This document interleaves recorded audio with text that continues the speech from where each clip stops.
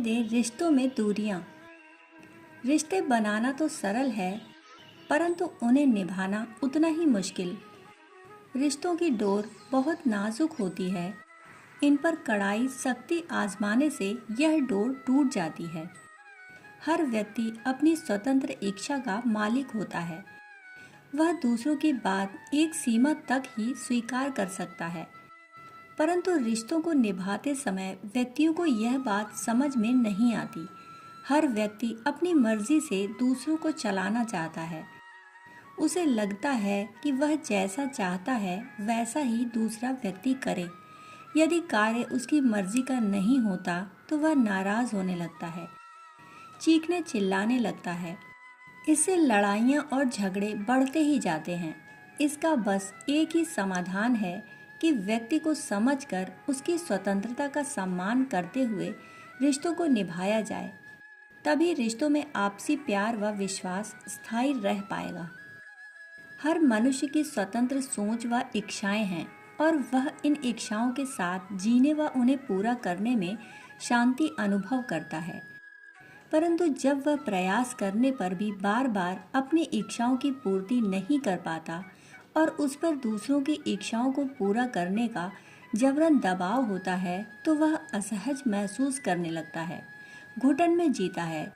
ज्यादा समय तक इस दबाव को स्वीकार कर पाना हर व्यक्ति के लिए संभव नहीं, और जब यह दबाव उसकी सहन सीमा से अधिक हो जाता है तो उसका प्रभाव उसके व्यवहार पर सीधा सीधा दिखाई पड़ता है।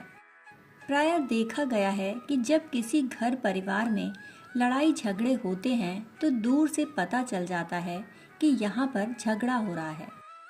झगड़ने वाले लोग न तो एक दूसरे की बात सुनते हैं और न ही समझने का प्रयास करते हैं।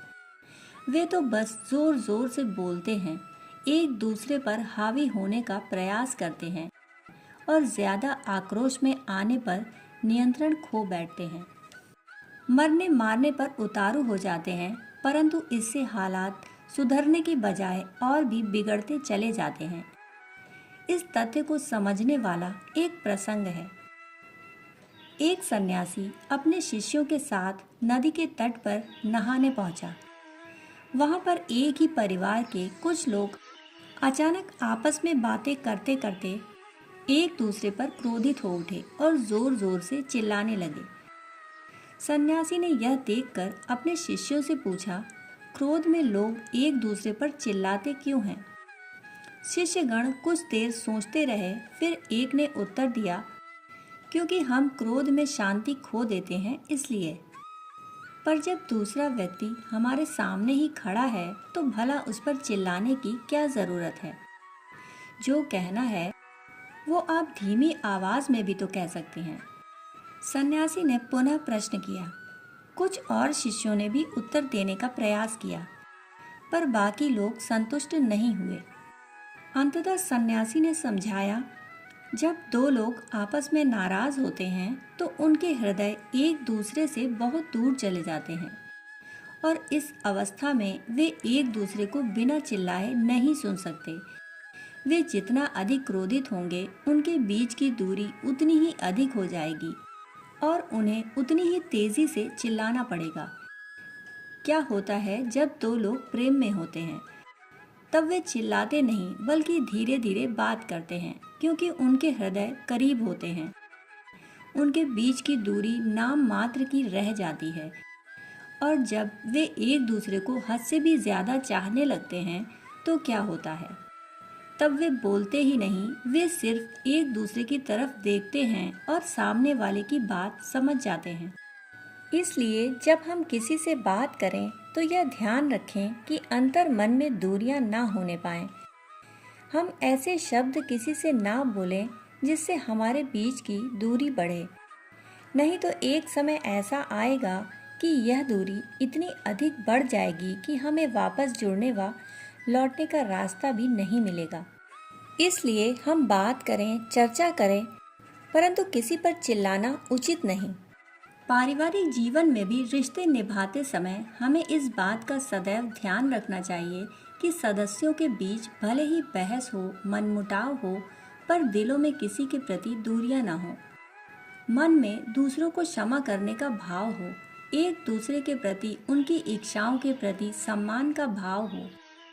सब ऐसे मिलजुल कर रहें कि प्यार व सम्मान बढ़ता रहे और किसी भी तरह से वह कम ना हो।